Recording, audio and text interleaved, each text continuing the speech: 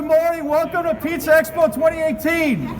For those of you who don't know me, my name is Leo Spizzirri. I'm a master instructor. I got a pizza school that we're putting up May 1st in Chicago, first of its type.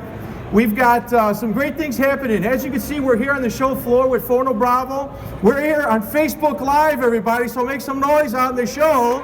There we go. That's what I like to see.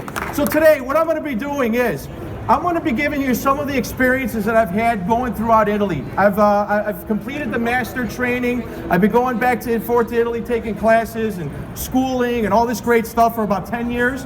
And today, we're going to give you a tour of Italy in pizzas, okay? So the first thing I want to do is I want to actually start out by talking about the oven. We're going to be using a Forno Bravo Napoli 120 oven. The Napoli 120 is a commercial oven. This is the smaller of the two Napolis. There's one bigger than this one, right? The custom tile job, you can get this with the oven, all right? Altogether, when you go around this show floor, one of the big things that I'm going to tell everybody is this. You're going to see that there's a lot of different ovens on this show floor. There's a big difference. First of all, made in USA. You got to love that. It comes from California, all right? The great thing about this oven is that, one thing, it's built as a pizza oven, but this is really a wood-fired cooking tool, all right? The menu that I'm going to be making today, actually not this one, the one that I'm going to be doing this afternoon with Mr. Peter Reinhardt. If you guys know Peter Reinhardt, he'll be here at 1 o'clock. So what we're going to be doing is we're going to be showing you a lot of different cooking techniques in this oven. The great thing about this oven, all right, is that as compared to the Italian ovens, all right, you got these ovens that come from Italy. They're built as pizza ovens. So what happens is, you got a lot smaller entry. The opening of the oven is a lot smaller. The dome of the oven is a lot lower, okay? That's great for when you're making, let's say, for example, a Neapolitan pizza that you want to be cooking 900 degrees. You want that typical 75 to 90 second pizza bake, all right? What I'm going to show you today is that you can actually achieve a lot of those results. I can make a pizza in this oven in 75 seconds, making a margarita pizza. I made my test pizza here. It was the first pizza this oven has made today, all right? Came out of the oven, right out of the crate, and we're already making margarita pizzas out of this oven, right? There's not a lot of magic because it goes back to talking about the quality of the construction of this oven. I'm not going to talk anymore. I'm going to make some pizzas because they look like I got a couple guys that are looking for breakfast over here. So I don't want to be at the other end of that. So what I'm going to do is I got some basic dough that I made.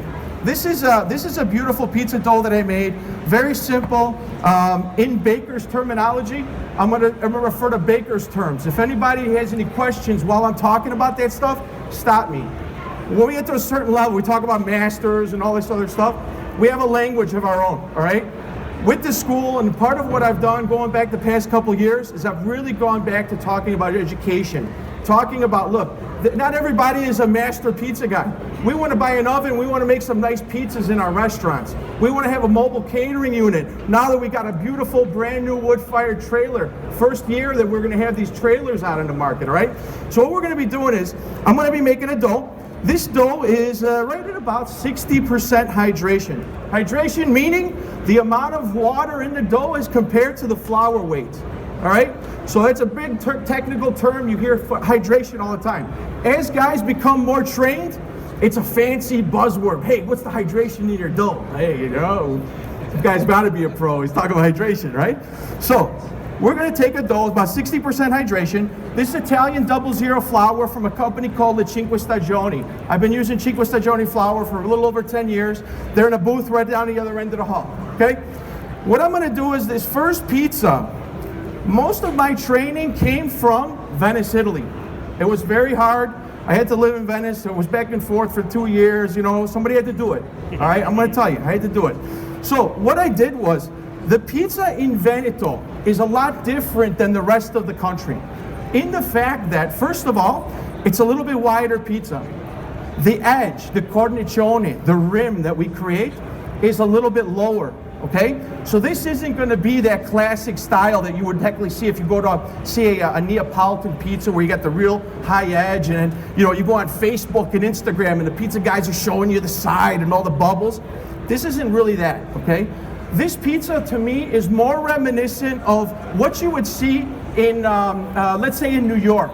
if you go to, let's say maybe Lombardi's in New York, all right? They got the coal oven over there. They're stretching the pizza a little bit wider, all right? So now you're serving more people.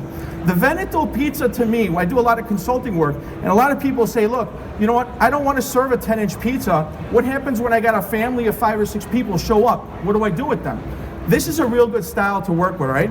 So what I'm going to do is I'm simply pressing this dough out.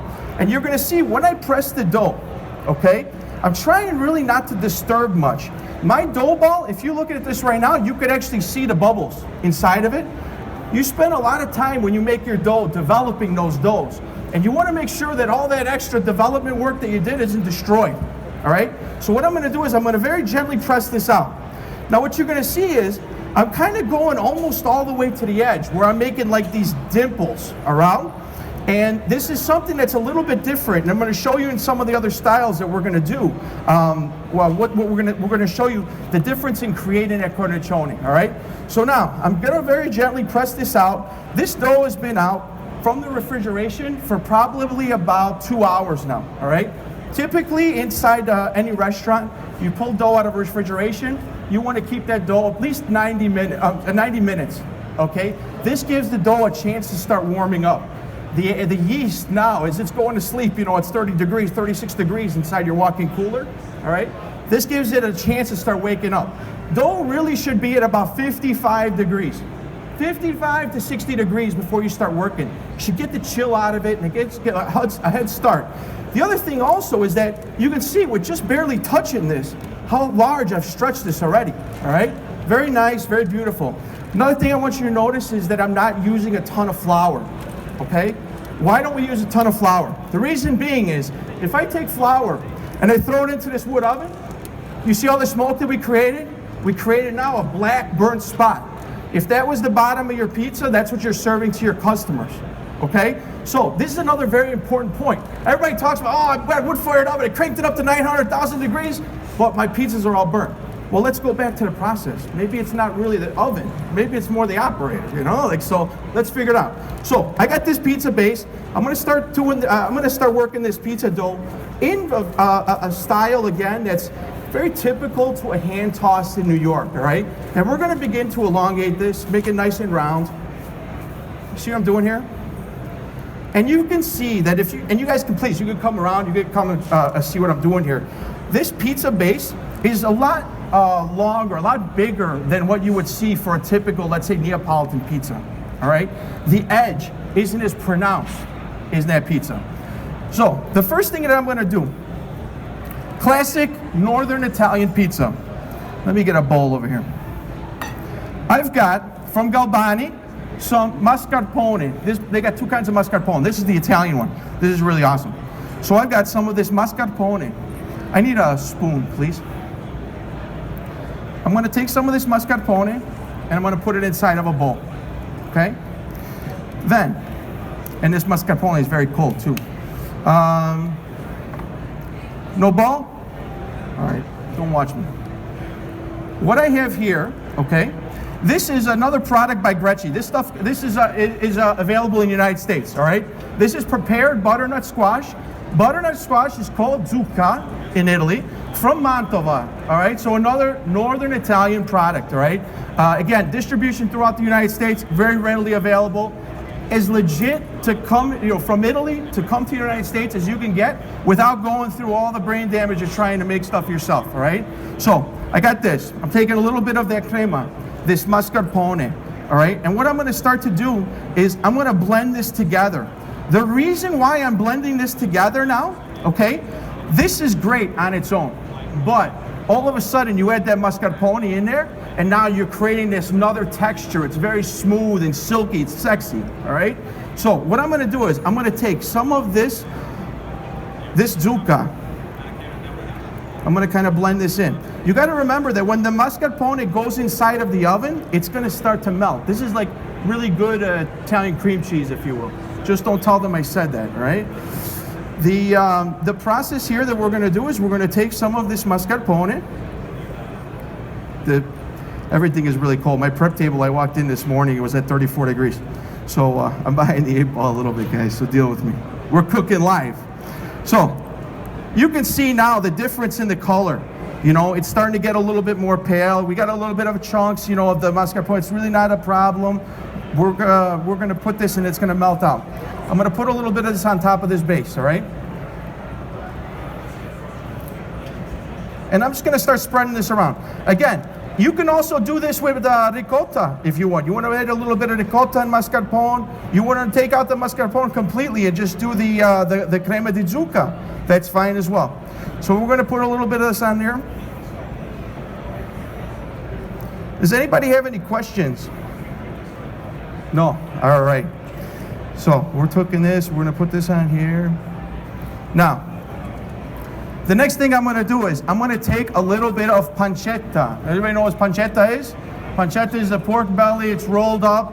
They put in a casing and they cure it. Okay, it's got a little bit of black pepper. It's not very spicy. This, for all intents and purposes, is our version of Italian bacon. I'm going to take a little bit of, first thing I'm going to do, I'm going to take a little bit of,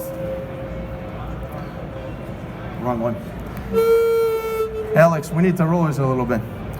We're going to take a little bit of fior di latte. This is fresh mozzarella, okay? You notice the way I cut this mozzarella is not in slices. It's not in little cubes. This slice is called julienne, okay? The julienne, to me, I like the way that it melts. I like the way it spreads on top of the pizza. I'm going to take this. I'm going to take some of this pancetta, and I'm going to lay it on top, just like this.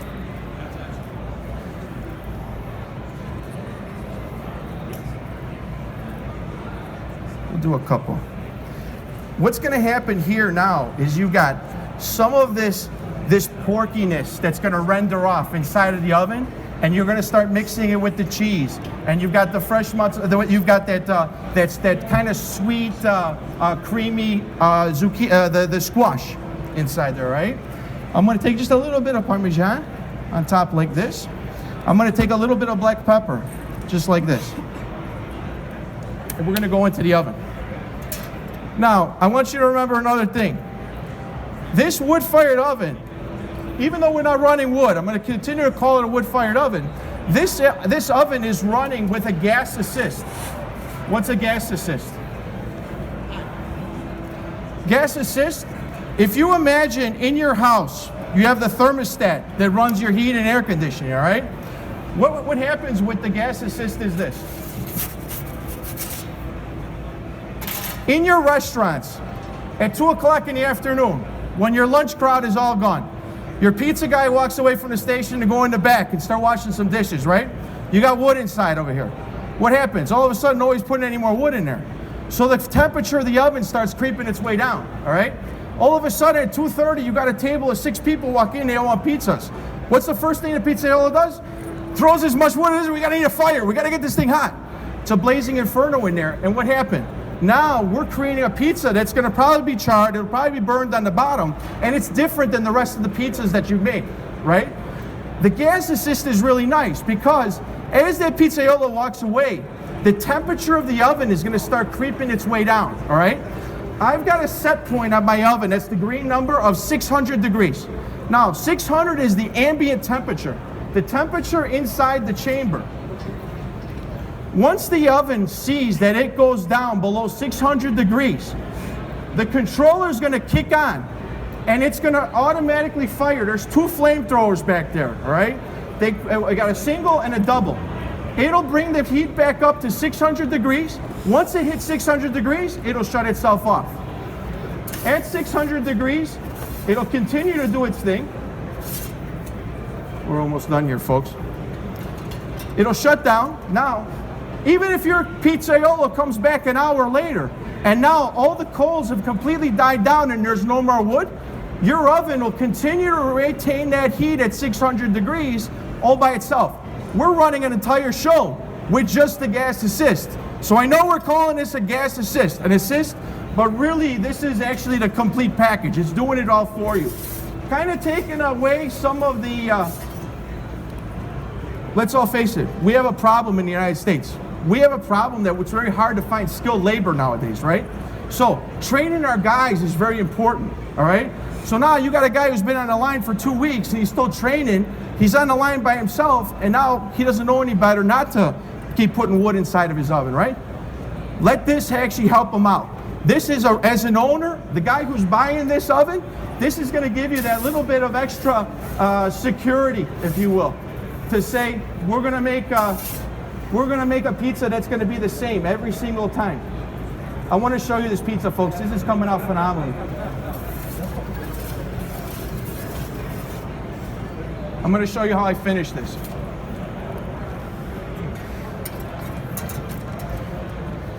You can see, folks, that pancetta has kind of rendered some of that bacon fat down, all right? I don't know if you can smell it yet, but there's pancetta already with that mascarpone and that fresh mozzarella. The way that I'm going to finish this up, I'm going to take some chopped walnuts, and we're going to finish this just like this, okay? And this here is my salute to Northern Italy. I'm going to cut this up so you guys can all try it. I also want you to remember one other thing, folks. This oven right now, this is the second pizza that it's ever made, all right? So, as we're going to continue to cook, anybody ever seasoned a cast iron skillet? Okay, same thing with seasoning a cast iron skillet. What happens is, as you continue to cook on the deck of this oven, all right, stone is porous. So what happens is, a little bit of each pizza, a little bit of the bottom of that crust, anything that falls off of it, kind of like burns into the stone. All the little divots, all the little imperfections that naturally occur with stone are going to start to get filled in. The oils naturally of your dough are going to start to season that stone. The more pizzas you make, the better the oven is, all right? The construction on this oven, you've got a 2.5-inch stone on the bottom, very heavy. If you were to take this oven, take a saw and cut it in half, and look at the two pieces side by side, you've got this 2 inches of stone underneath. There's sand and other material underneath as well. The idea being that once this stone is heated up, it's going to retain the heat very well. The dome itself is 4 inches thick, okay? The construction of the material, it's not just like cement like you go put on your driveway, all right? The construction of the material, there's these polyfibers and stuff inside of it. The polyfibers are actually what retains the heat, keeps the thing warm. So now you got 4 inches of stone on top that are radiating heat down, 2.5 inches on the bottom, radiating heat up. Plus, you got insulation, chicken wire, all kinds of other material on top. Then they do a beautiful stucco job, and then they put this nice tile job on top of it as well. Anybody that wants, if you guys want to come around to the side, put your hand on the side of this oven, all right? You'll feel that it's cool to the touch. So, what does that mean? The heat isn't coming out, heating up the rest of the oven. It's all stuck inside. If we were to take can you grab me my infrared thermometer? I'm going to show you something. We talked about the Neapolitan pizza, all right? The Neapolitan pizza, that typical 900 degrees. Here we go. Let's get it out of, we're in Celsius here. Can you grab me the other one? The interior of this oven, the heat that's on top of the oven, all right, it's coming down. You'll see that even though our chamber is 600 degrees is where we have it set to, that dome is probably closer to 800, 850 degrees. There we go. I know mine works. Oven dome right now, 853. Pretty good for a guess, huh? Deck right in the center. Now, my oven, we haven't used this. We haven't been making any pizzas, so the stone is really hot. Once you start your day and you start putting pizzas on top of the stone, the top temperature of the stone will regulate, all right? Which is an important thing. So if right now I went in and I started making a lot of pizzas and I started putting pizzas on this deck, you're going to see that the bottoms are going to be almost seared because there's so much heat that's on the top. I'm going to make a couple more pizzas. I'm going to keep talking. Thank you. The next pizza I want to do, since we've been talking about Naples, why don't we talk about Napoli? Naples pizzas, to me, okay, are probably one of the greatest things I've ever had. They're also one of the greatest things to easily misunderstand, all right? In our market, I've watched classic Italian VPN restaurants where people have gone to those restaurants, and with my own eyes, I've seen pizzas go back to the kitchen because they say they're undercooked, all right? It's not they're undercooked, it's just this different style, all right? If you're looking for that brown, really crispy pizza, you're not gonna go for Neapolitan pizza, all right? It's different. These two pizzas, you can see, they're a little bit more done on the edge. We actually have a new terminology that was created a few years ago. We're calling it now Neo-Neapolitan, right? And we need another term. What do you call it? We cook it a little bit longer? It's something new. So instead of cooking in 90 seconds, we're not trying to cook 90 seconds. Now what's happening is we're cooking in, I don't know, about 3 minutes, 2.5, depending on how your oven is, depending on what's on top of the pizza. And that's another good point. All these pizzas right now that I've done, the margarita, the one with the zucca on top of it, all right? These are very minimally scant top pizzas. If all of a sudden now you want to start putting sausage, green pepper, mushroom, onion, zucchini, all this other stuff on top, naturally what do we need to do? We need to come down in that oven temperature, which you can definitely do. The advantage of this oven though is this. Because of the height of the dome and because of the opening of the mouth of the oven, it's very easy to get away from the heat. If you get one of these other Italian ovens, again, they're built to make Italian style pizza. They're built to make one thing, all right? Once you stick a pizza in there, you're going into Dante's Inferno. You cannot get away from it. It's hot, right? So part of what we're gonna do here is I'm gonna show you another pizza right now. We're gonna do the pizza as similar as I can get, calling it a Napolitana pizza without a Neapolitan oven. I'm gonna stretch this dough a little bit differently. This time, I'm gonna make what's called the cornicione a little bit larger. There's actually a war in Italy right now between pizzaioli, old school, new school, all right? One of the things that they're talking about is something called canotto. Canotto, translated in English, is like the raft that you go whitewater rafting in, all right? The edge of this pizza is like this big, and then all the stuff falls in the middle, and it's kind of like swimming in the middle. You got sauce and cheese and all that happening. So the old school pizza makers are not too fond of canotto. The new school guys love it because they look at that cornicione, that edge, and that's what they're all doing Facebook and Instagram. Look at my cell structure. Look at these big bubbles that I created, all right? It's a great thing when we're starting to talk about fermentation and developing doughs using starters, okay? That's the whole point.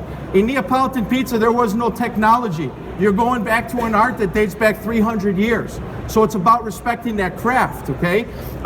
We just had last year, the pizzaioli of Naples were just recognized by UNESCO, all right? This is a major thing now because they're actually calling out the art of pizza making as something historic for that region. You know, so it's great. Just like the French bakers, they got the baguette, you know, baguettes got recognized by UNESCO. So what I'm going to do is I'm going to create this crust, this dough with a little bit bigger round edge. And we're going to make a classic margarita pizza.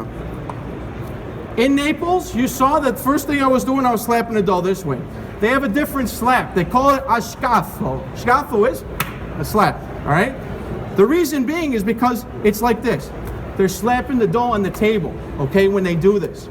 So as they start doing this, anybody who's making Neapolitan pizzas, if they don't table stretch the dough, they're doing it wrong.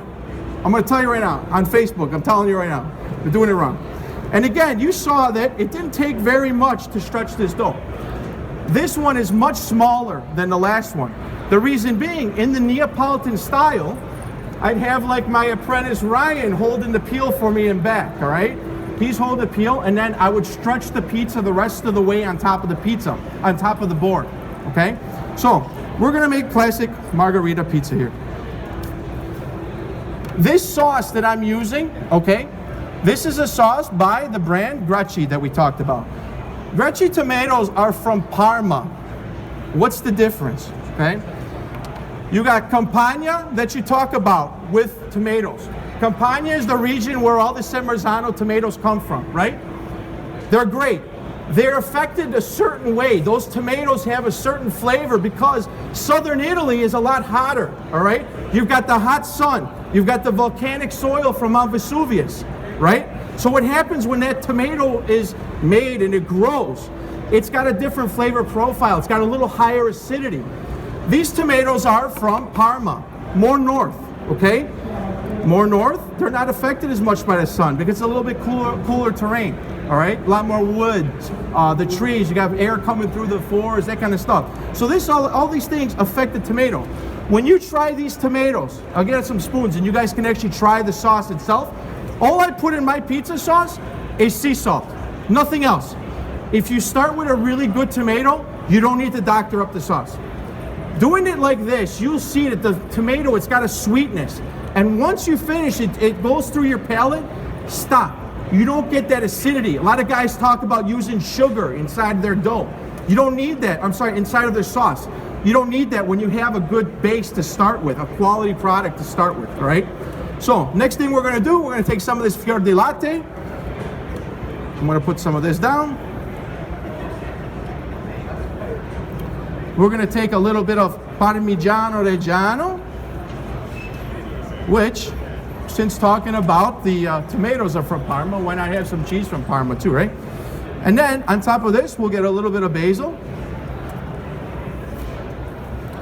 The other thing, when you put a lot of these ingredients on, I like to tease my apprentice all the time, saying, look, you're not building an art. You're not making an art project here. Watch a Neapolitan pizza being made.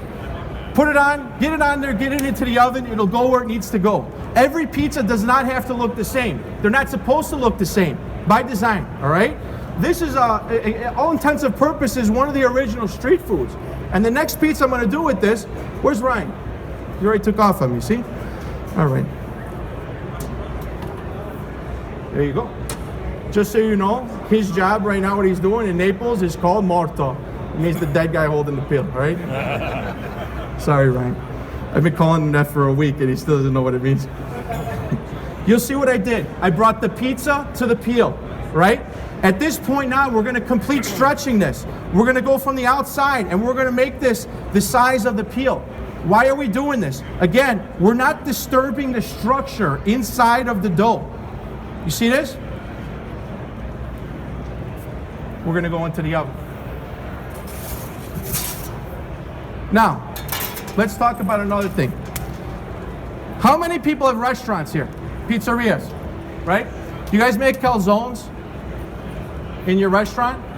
Do you do them with a machine? Do you stretch out the dough with a machine, anything like that? You do? All right, you guys don't? Okay, so there's a thing that we do for some reason in the States. We put everything to a dough machine, which is great. I'm from Chicago, all right? Guys from Chicago, that's one of the pieces of equipment that you have to have, all right? A dough sheeter. Because how are you gonna make that 6-pound stuffed pizza that we're known for, right? The casserole that John Stewart talked about. So what we do is we knock all of the air out of that dough. I'm gonna show you from Naples what's called the ripieno. This is the original calzone, all right? My pizza's looking good over here. You'll notice very gently, I come out of the dough box, go into my flour. I'm taking the top of the dough ball, making sure that's the bottom of the pizza, all right? I'm gonna stretch this very similar to how I did the dough for the Venice pizza, the Veneto pizza, where we're gonna press this whole thing nice and flat.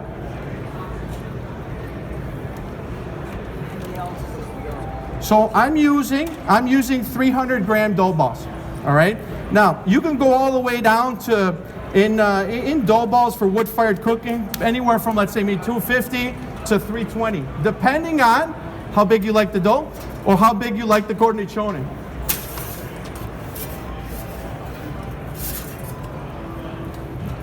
You also see I'm cooking in a little bit cooler spot because, again, my oven is very hot, and the last pizza, two pizzas have been a little bit dark on the bottom. So we're gonna get this regulated by the next one, the next demo. So what I'm doing is, I'm pressing this dough very flat, almost like I'm mimicking that dough sheeter, okay? But the thing that I'm doing is, I'm still allowing all of those gas bubbles to be retained. You see how many bubbles are still inside of this thing, okay? It's very important to do that. The reason being is because the final product, if you have those gases in there, will be a lot more light and airy.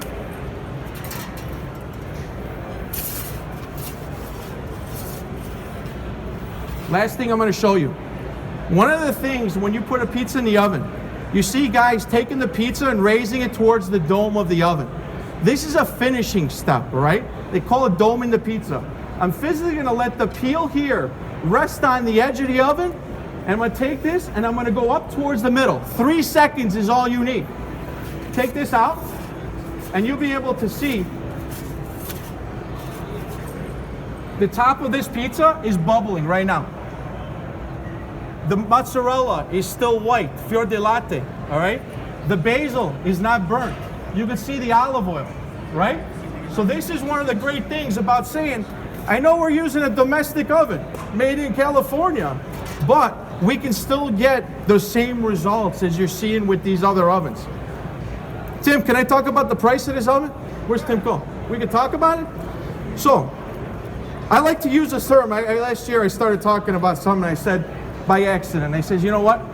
You're gonna walk around the show floor and you're gonna see a lot of red cars. But just because you see a red car doesn't mean it's a Ferrari, right? The reason I'm calling this a Ferrari is this. Number one, you can do a lot of stuff with one piece of equipment. This oven, beautifully tiled, this is gonna be a showpiece in your restaurant. People are gonna come and they're gonna see that and they say, look, you know what? These guys spent some money. This oven, with the tile, with the gas assist and everything on it, delivered to your door is $15,150. Plus shipping. For $15,000, when you compare this to the rest of the ovens as you walk around, you're gonna see that those ovens are pushing almost twice the amount of money. And to say that now you spend twice the amount of money and only can do really one thing with it, again, this is what makes this a workhorse, all right? Let's finish up this ripieno. When you guys taste this pizza, the margherita pizza, because it's very lightly topped, there's not a lot of stuff on here, I want you to taste the tomatoes. And I want you to notice that the tomatoes are not processed smooth like a passata. We're not preparing pasta. We're not making marinara sauce, all right? These tomatoes, normally whenever I've done tomatoes in the past, all right, I've taken whole peeled tomatoes, I've passed them through a food mill because I want that little bit of pulp inside of the pizza or inside of the sauce. Once you bake that extra little bit of pulp that's inside of the sauce, what happens is now you get a little bit more of that tomato, that fresh flavor coming out of it, all right? It's not wet and sloppy, but you get a little bit more flavor. The Greci tomatoes are actually ground in that same manner. So now you're taking a step away, taking some labor out of the whole process. You buy a can of tomatoes, use them, add a little bit of sea salt, and they're done. Let's do this ripieno, okay? What I got here in this bag, this is ricotta and mascarpone mixed with a little bit of Parmesan cheese. Actually, no, this one does not have Parmesan cheese. I'm gonna take some of this in a bag. The reason being, if this was on a Friday night in your restaurant and all of a sudden you put calzone on the menu, or you put ripieno con salame, which is what we're gonna make, on the menu, all right? It's easy now. You don't have a guy messing around with a spoon, dolloping, whatever. He's got it in a piping bag. Get some of this on here like this. I got a lot of air in here. There we go. From here, I'm gonna take a little bit of, here we go. This is salami that I sliced. It's a little bit spicy. It's got a little black pepper to it. I sliced this about a 1/4 inch thick, and then I made this little julienne out of it, okay? I'm gonna put that inside over here. I'm gonna take a little bit of black pepper, and I'm gonna put it inside over here. Take a little bit of Parmigiano, put it inside over here. Let's put a little shot of olive oil too, okay?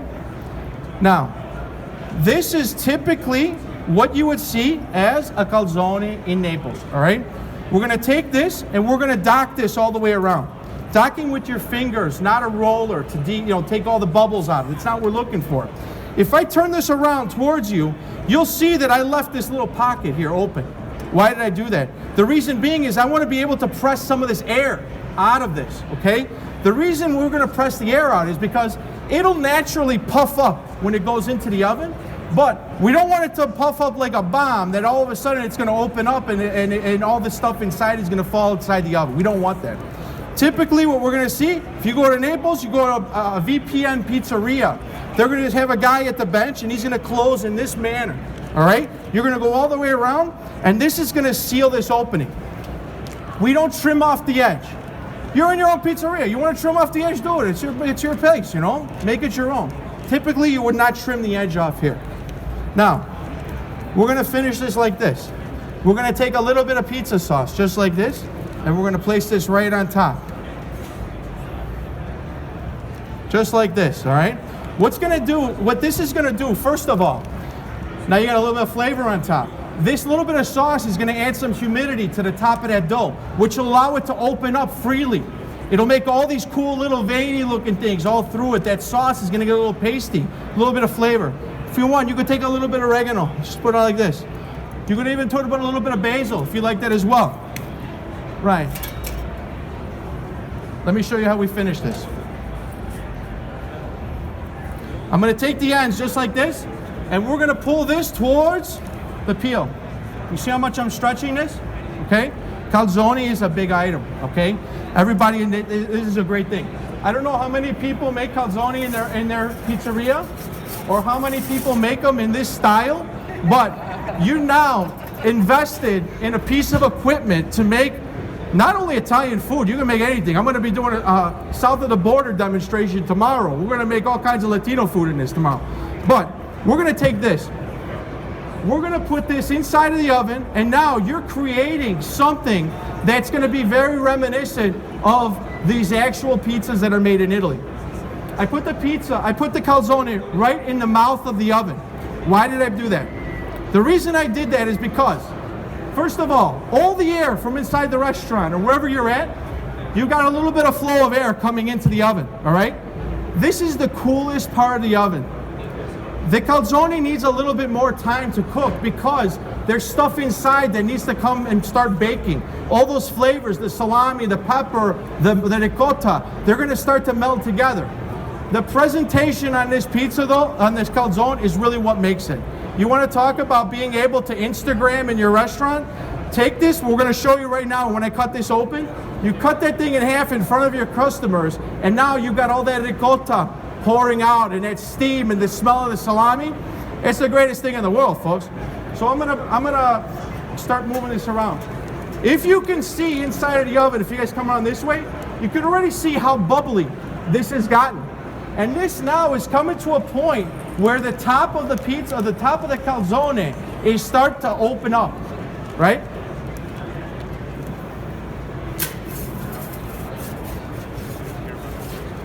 Let me show you. This isn't done yet, but I just want to show you.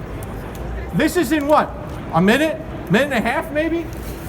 It's very important anytime you're doing any kind of wood-fired cooking, especially with pizzas, whatever spot in the oven that you put that pizza on, once you go in the oven and you start turning that pizza, it's very important to make sure you end up on the same spot you started on. Anybody know why? Because this stone is very hot, all right? As soon as you put the pizza on top, the dough, the crust of that pizza is gonna start pulling the heat from that area of the stone. Now, that part of the stone has started to cool down, right? As soon as you take that pizza and you ciao Gigi, ciao Elena. So as soon as you see that pizza goes to another spot, all of a sudden it's very hot, almost like you're searing the bottom of it. I guarantee there's no possible way that you can move a pizza inside a wood-fired oven without burning the bottom, all right? So it's very important. The part that you start on is the part that you finish on. This again, now we're almost done. You'll see that it hasn't been very long at all, folks.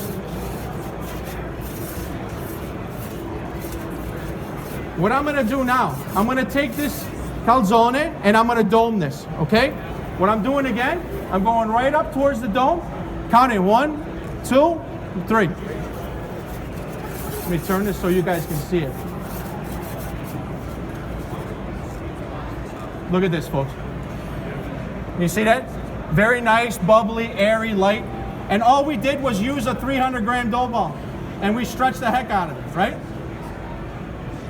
In your restaurant, again, this is what's gonna separate you from your competition. Yeah, it's great. You got a beautiful Forno Bravo wood-fired oven in the restaurant. But in the morning, when you light that oven in your neighborhood, and your competitors, let's say the big chain guys, your Papa John's and the Domino's and all those other big guys, guess what's gonna set you apart? You light this oven and you start setting those smoke signals through the neighborhood in the morning, and people say, hey, these guys are really cooking in here. That's where the magic's at right there, folks. I'm gonna show you one last thing here. How we doing on time? Anyone? Cool. We got plenty of time. Come on in close. You got to see this. Got your phones. Everyone's got their cameras. So what I'm going to do is I'm going to go right in the middle, right here. Okay? Can you guys hear how crunchy this is?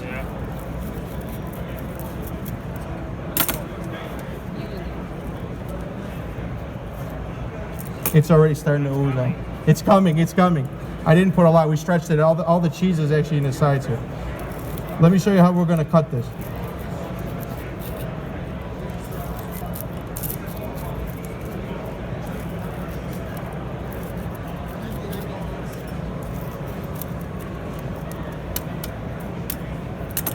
Folks, if this isn't the most beautiful thing you've ever seen, and we're cooking live, I mean, no pressure, you know, right? We gotta make this thing look nice. Look at that. Nice, hot, out of the oven. Maybe put a little bit of shot of olive oil on top. Go ahead, folks, try this. Make some friends. Let's see if we swap some of these dirty ones out of here. Ciao, Augustine. Okay, let's do one more. My family, I'm first generation here in the United States from Calabria, Italy. Calabria is the toe of the boot. It wouldn't be proper for me to do a tour of Italy without stopping home, right? So I'm gonna make a typical Calabrian pizza. Calabria is known for two things.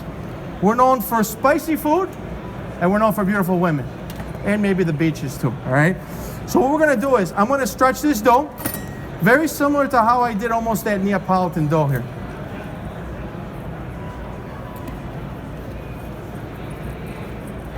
We'll do this really quick. So I'm going to stretch this dough. Leo, is the dough just flour, water, salt, yeast?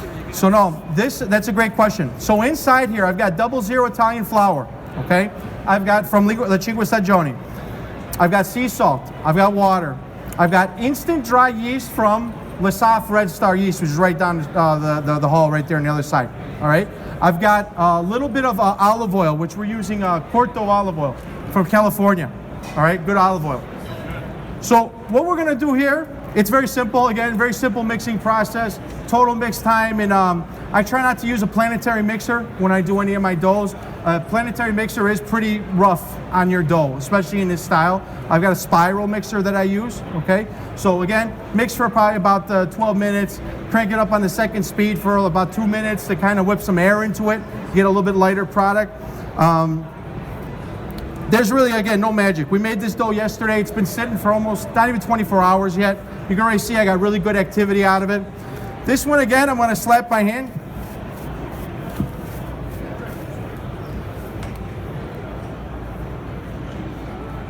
Okay?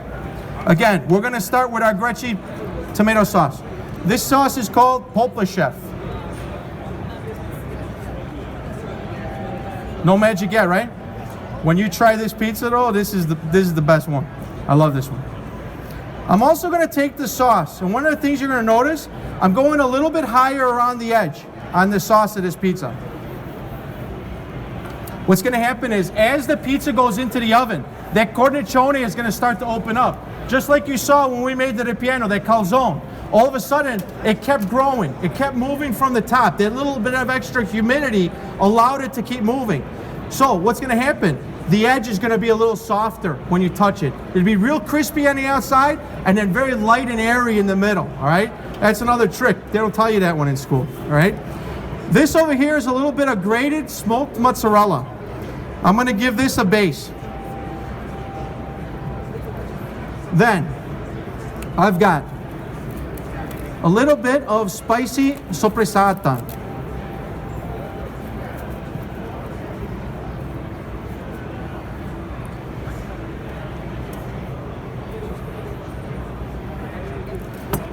We're gonna put some of this soppressata like this.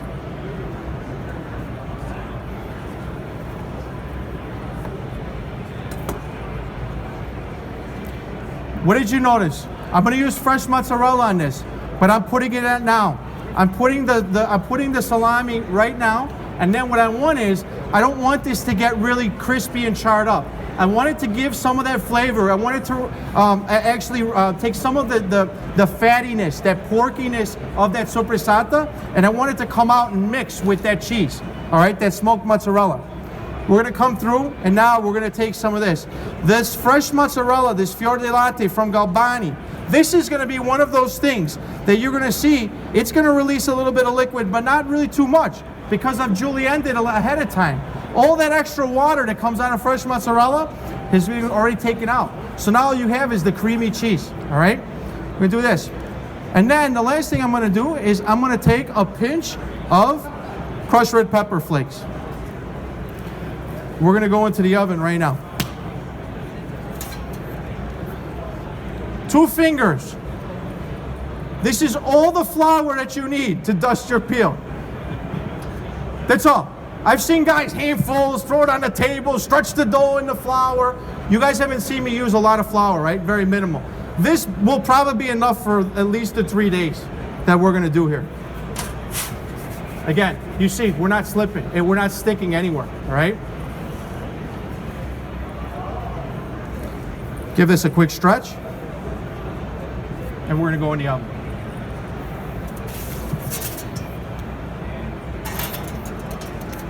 This pizza needs a couple minutes to finish. Do I have any other questions? Anybody have any more? Nothing.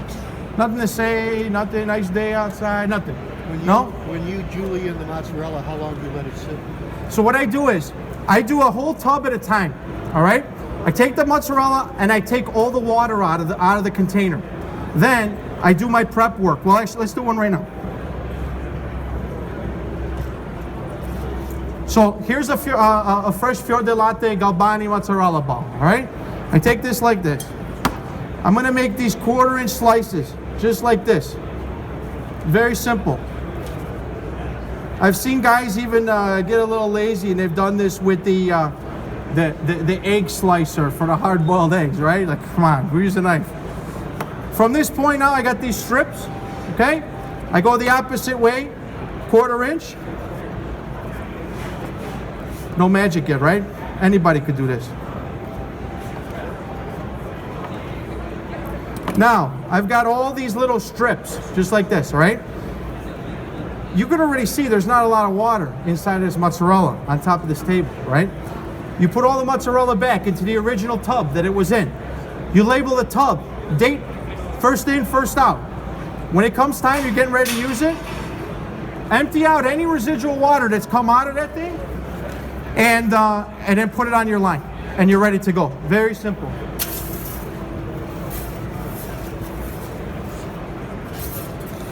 If you see I forget a pizza, let me know, huh?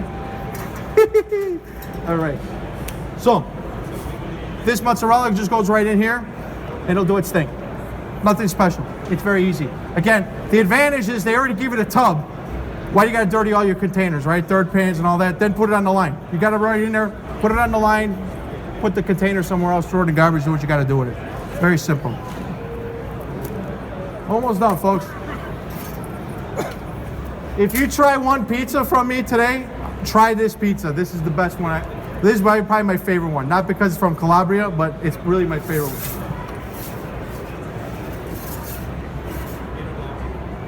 I'm going to show you how you finish this here in a second.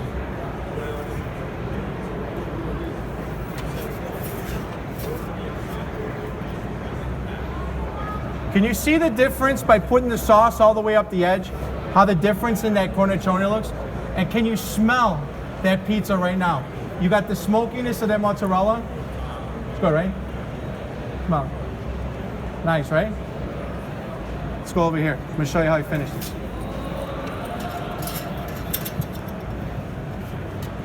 In this bottle, I got a little bit of Calabrian chili oil. The peppers from Calabria are probably some of the hottest, all right? We take them, we do 2 things with them, right? We could take them when they're whole, we press them through a little bit of cheesecloth, and we get some of that juice from inside of those peppers out. Then we take some oil, we mix them all together, and then it gets darker the more you can see. You can see I only got a little bit on the bottom, and it's already started to turn this orange. The reason is because this gets very hot, all right? Like rattlesnake venom, a little goes a long way.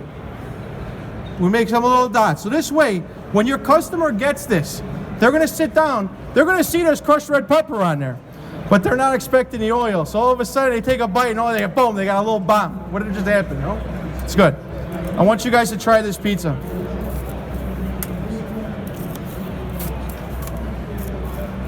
I'm going to cut this one small.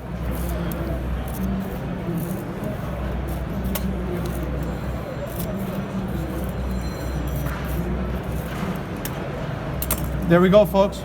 Ryan, go ahead and make some friends.